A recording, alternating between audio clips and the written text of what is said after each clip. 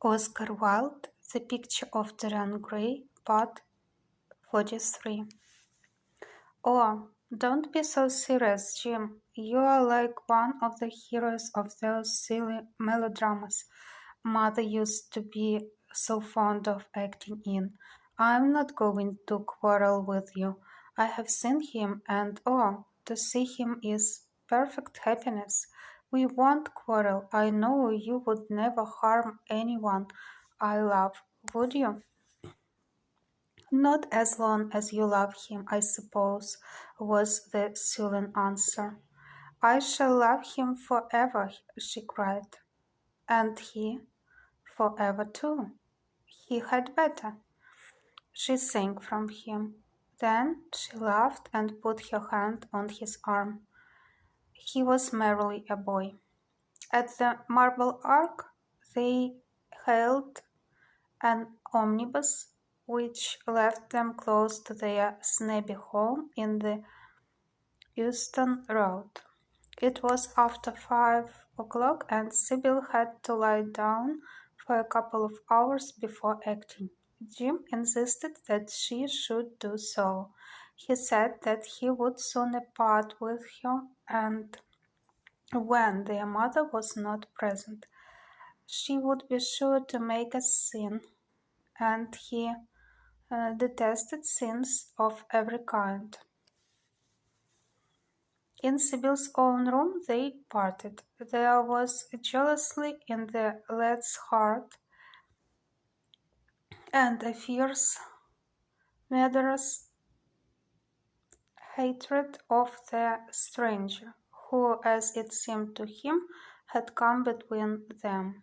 Yet, when her arms were flung round his neck and her fingers strayed through his hair, he softened and kissed her with real affection.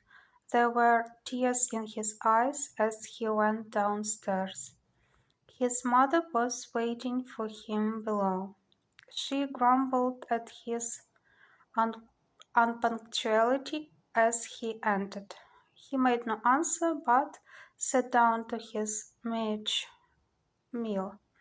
The flies buzzed round the table and crawled over the stained cloth. Through the rumble of omnibuses and the clatter of street cabs, he could hear the droning voice devouring each minute that was left to him. After some time he thrust away his plate and put his head in his hands. He felt that he had a right to know. It should have been told to him before, if it was as he suspected. Leaden with fear, his mother watched him. Words dropped mechanically from her lips.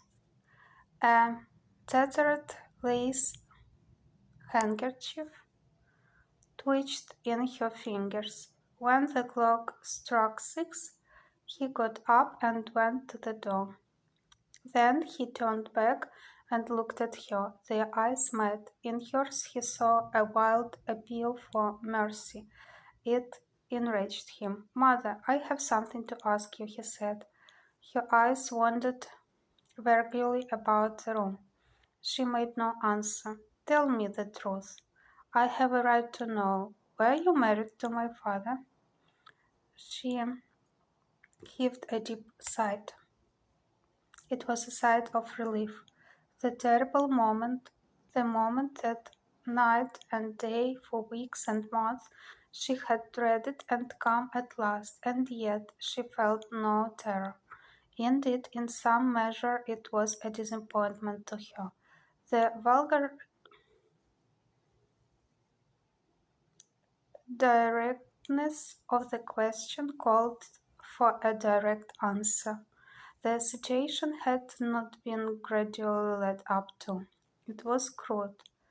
It reminded her of a bad rehearsal. "No," she answered, wondering at the harsh simplicity of life.